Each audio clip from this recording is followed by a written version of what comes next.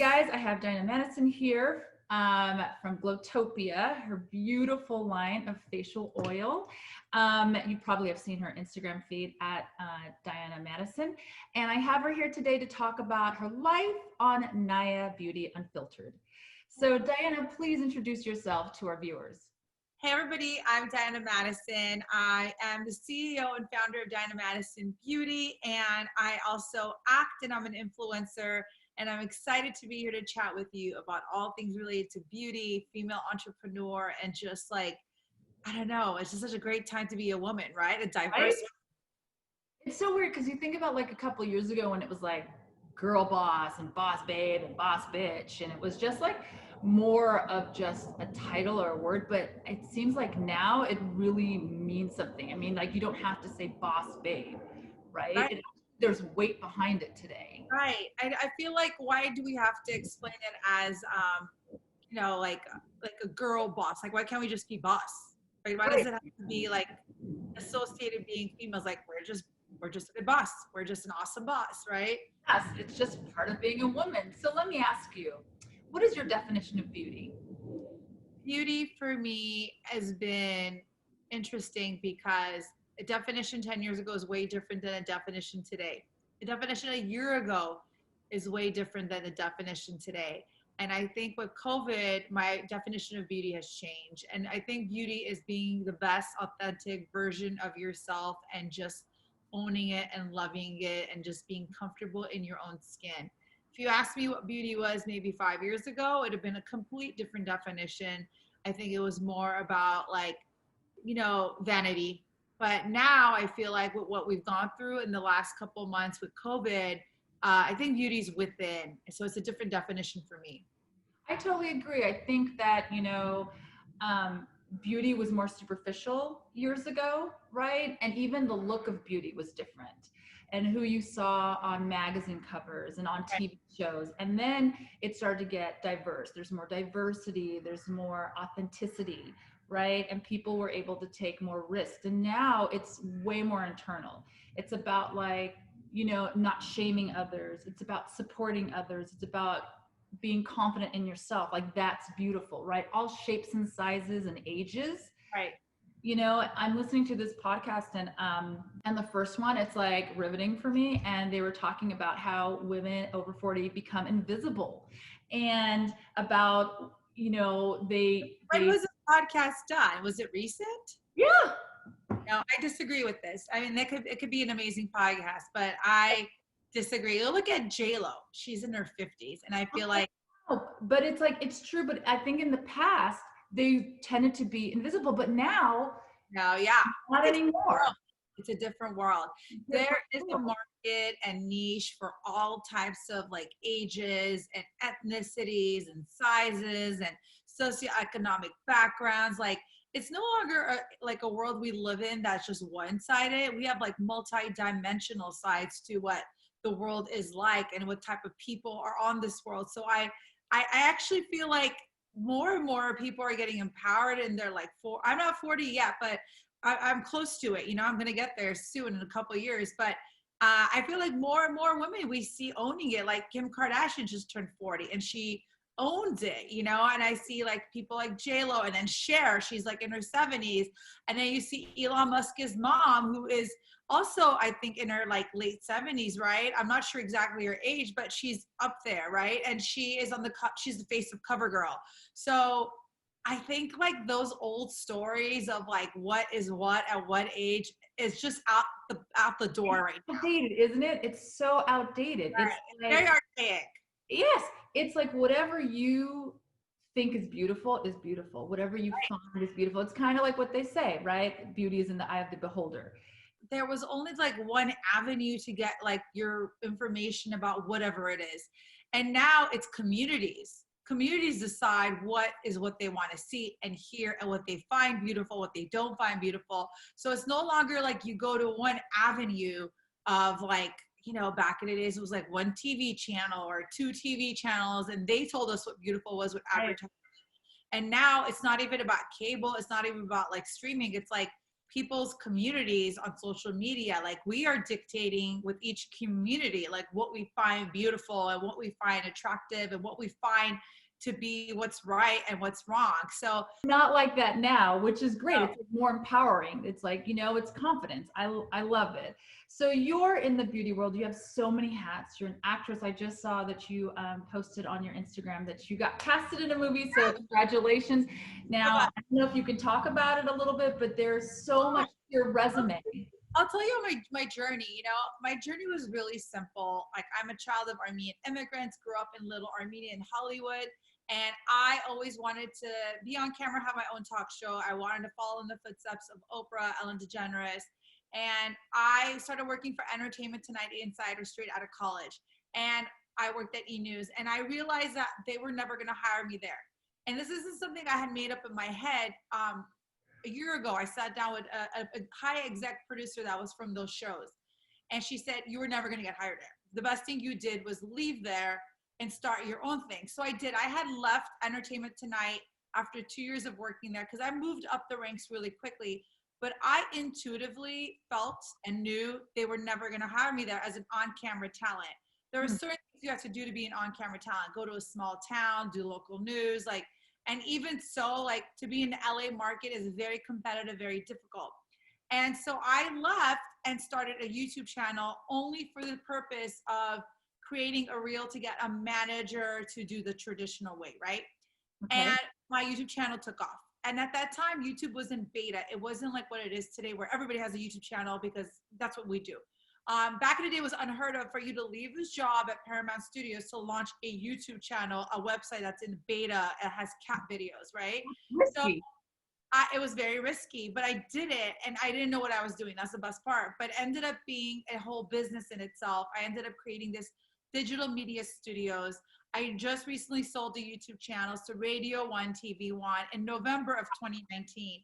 And so when I sold it, I didn't realize we're going to go into COVID. I didn't know what was going to happen, but I thought intuitively it was the right time to sell because I was doing it for 14 years. I had lost passion in it, even though I loved my staff and I loved working with them day in and day out. That's like probably what I miss most.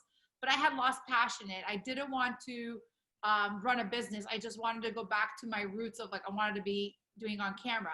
Now look, I was doing the on camera stuff there, but it just wasn't to that extent that I wanted to. So also at the same time, I had executive produced a show for Lifetime, a beauty competition show. And I wanted to get into the beauty world, just didn't know exactly how. And I didn't want to jump into it, be like, let me just put my name on a product and call it a beauty brand. I really wanted to be like, if I'm launching it, like, I need to know what I'm doing, right? Like I need to be passionate about it. It needs to represent me. And I think this is where brands are going. It's about stories. It's about like what the brand represents. It's no longer about like so much about like a brand. It's more about like who is behind the brand. What does it represent? Does it go with their ideals, their philosophy and all that? And so I had a bad case of eczema after I had my daughter Colette at the same time as I launched this show, right?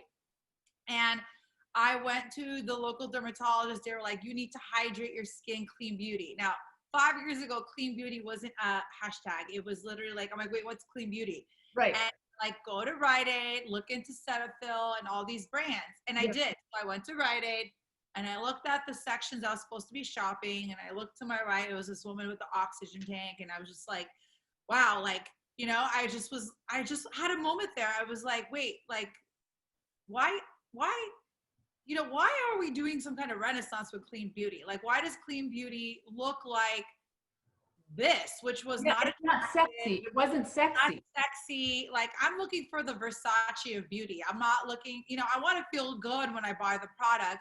And I just was like, this needs to be redone. And I put on the business thinking cap, which is like, as an influencer and entrepreneur, you learn like if there's something missing in the market, somebody else is probably looking for it and create it. And it took me 4 years to really like launch one SKU. And I know like a lot of brands will launch a lot more, but for me, it was really important to be like, is this going to work? You know, this isn't like something that I am very educated about. You know, I'm learning slowly. And I knew like if I was going to launch it, I wanted to see if it was going to be a success. And I wanted to see if I liked it. Because here I am coming from like already having my own company, okay, having staff of many people. So I just wanted to make sure it was going to be something I wanted to do, and not just jump into it where I invest so much money and I'm just kind of like, I don't know. So in 1 year that I launched it last year, because in August it was my 1 year anniversary, the outcome was insane. And that just proves that like I was onto something where like people are looking for a product like this. So I just created a face oil that was very hydrating. It contains prickly pear seed oil. It's like a blend I created, clean beauty. And it literally is something I created for like skincare for makeup, you know, skincare that like looks sexy on your bathroom counter, but is effective as well. And like where I'm going with this skincare brand is like, I want it to heal people's skins. And then I want it to be like the Versace of skincare, which is like super sexy. Like I want people to feel good about themselves, especially for moms. Because look, I'm a mom of 2. And when I had just had Colette, I was in a really bad place. Look, I had a bad case of eczema on my eyelids, my face. Like I never had this stuff before.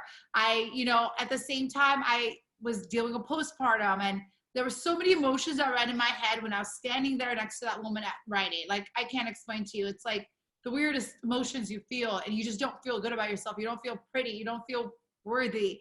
And I just really wanted to create something that was going to help like my mom community to feel good about themselves, feel refreshed, you know, because I felt like I was drinking a lot of coffee, not getting much sleep, and my skin, I was losing like the elasticity. I was losing that glow that you have, right? You do sleep and you do have time to like be, you know, taking care of yourself. And I wanted to create a scent that made people feel like they're at a spa, even though they're not. Like, look, I didn't know we were going to come into COVID where now it's like home self-care. I literally was like, fuck, like this, I'm sorry, could I curse? Yes. Okay. Yes. I was like, damn, like I just need to feel good right now. Like I'm home all day with the kids, you know, like I'm in that first initial months of having a baby. Like I want to feel good about myself at home, like self-care. I didn't know self-care is going to be a thing, you know, 4 years later. I mean, yeah, when you go down those aisles, it seems like it's all medicated and, you know, it's not sexy. And then you look at the other aisles, even in Rite Aid or whatever, it's like you see these models and these beautiful faces, and there's like nothing when you're talking about clean beauty, how it used to be. And now it's like you knew it. But the thing is, like, you needed to take it, you needed to use it, but you wanted to feel good about using it, right? Not something that's just my medicine. No, and I just didn't want, exactly, like my whole goal with Madison Beauty is to help people heal. After 1 year, like, you know, Vogue wrote about the product. I'm in InStyle magazine this month. I realized like, okay, Diana, like we're going to do product number 2. So in the last year, I've been working on product number 2. I'm going to launch in the next 3 weeks, God willing. The problem now with COVID is everything is on a delay. Everything is slow. And just the warehousing, everything, right? Everything. So this is supposed to launch in May, and here I am, October, and I'm thinking now it's probably going to be after the elections because I don't want to launch a product during elections. Right. And I feel like the next couple of weeks is going to be pretty crazy here in the U.S. Like, you know, from what I'm seeing with like the ballots and the votes, like I'm like, I don't think this is going to be just November 4th. Like the craziness is going to continue. I mean, you've been really promoting your Glowtopia, your facial oil on your Instagram, and it's not funny, but it's sad. It saddened me when I saw your story. Like, you've been very vocal about the conflict in Armenia, and then you said, like, look at all these bots. They're giving me bad reviews. Like, you know, how did that make you feel, in the sense that this is your baby, you know, and this is something that you're talking about that you feel really passionate about, and people are trying, and you were like, you know, you're going to try to silence me, you're going to try to bully me, it's not going to happen, I'm still going to speak, but it was affecting your baby. Oh, it's so hard for me to talk about it because it's really messed up what's going on down there right now. You know, I'm born and raised in LA. My parents came here during the Soviet Union. They like came here as political refugees. And for me, like LA has been my home. I've been to Armenia once. I hope to change that hopefully in the next year and go back and visit. But LA has been my home. And there's always been this kind of sadness within Armenians that like, because of the genocide, there's 11 million Armenians outside of Armenia and only 3 million Armenians in Armenia. So imagine all these people were displaced. And there's always been this like sadness about it. And when this whole situation in Armenia happened, it was alarming to most Armenians because Azerbaijan is being an aggressor in the region of Nagorno-Karabakh called Artsakh in Armenia. And they're trying to like fight for survival. But when you hear about them saying stuff like this is, we're going to end the genocide, that is really alarming for me. You know, that triggers something in a lot of Armenians in the diaspora. And I felt like I had to talk about it. Like, I am here for a reason. If it didn't happen, the genocide, I wouldn't be here in the United States. Right. And so I decided to speak out about it and raise money. And by the way, everybody in the Armenian community has raised money for the Armenian Fund, from Kim Kardashian to her sisters to, you know, Serge Tankian from Sister Down. Like, famous Armenians are raising money for Armenia Fund, which is helping people that are displaced. So I decided to do the same. I decided for 1 week, give 100% of the sales to Armenia Fund. And I had these Azerbaijani bots. Not only were they like sending me like death threats, harassing me, like I could take that. But when they went on the Revolve website, which is like my retailer, and started leaving nasty comments like, there's chemicals in here, she's funding terrorism. I'm like, funding terrorism? Like, this is so crazy. I'm like, do I look like I would fund terrorism? I'm just speaking up to these voices. Right. And it's so sad. And Revolve has been an amazing partner, because Revolve literally took down the comment section and the star section, because it was like, they would delete, it would come back in a minute. Like, it was nonstop. And then they hacked into my website. So for 2 days, I didn't have my website. And it was like, listen, it was annoying as hell. It took me days to get it, change a hosting company. But like, there's people losing their lives. Like, a whole generation of young kids are losing their lives in Armenia to like protect their existence. And so I'm like, I'll take this heat. Like, let them give me a 1-star review. I'll take it. Let them keep sending me, and like hacked into my website, and they sent it to a Canadian Viagra website. I was kind of laughing because I was like, this is getting really creative. You know, they're very creative. But this is a situation that all of us should be worried about, because these bots are the same type of bots. They're bot farms in Azerbaijan. Same type of bots that are like messing with our elections, that are messing with like our livelihoods on social media. So this isn't just about like me getting harassed because I spoke up about Armenians. Like, this is something that like Facebook and Instagram should be taking into account, that these bots exist that like are causing havoc and are causing like harm on social media. Like, they should be able to filter that out. I just felt like it's not right to have injustice against any type of people. Like, we're all the same, we're all one, we're all equal. And I think COVID has really, really like shown that you could be from any economic background, you could be from any religion, any nationality, and we're all sitting with the same 4 walls, dealing with the same issues. Like, no one is above another. And I really felt that during COVID, that was really strong for me, right? That like, we're all one and united. And if it affects one, if my friend is being affected by BLM, like, it's going to be affecting me, because that's my friend and I could see them hurting, right?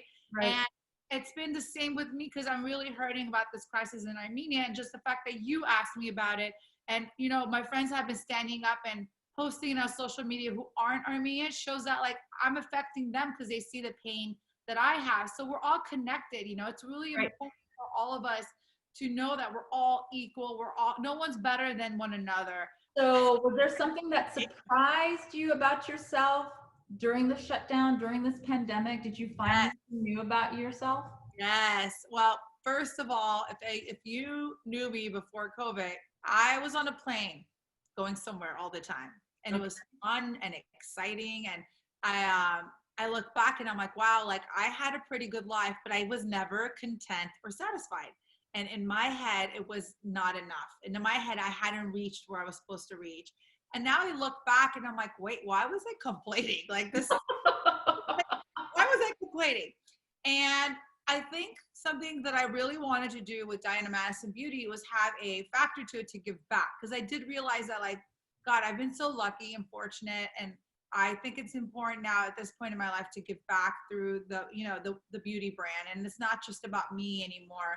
It's about giving back. And I just recently wrote a script during COVID for a project that I've been wanting to do for a long time about Armenians. And it took COVID to sit my ass down and be like, write it.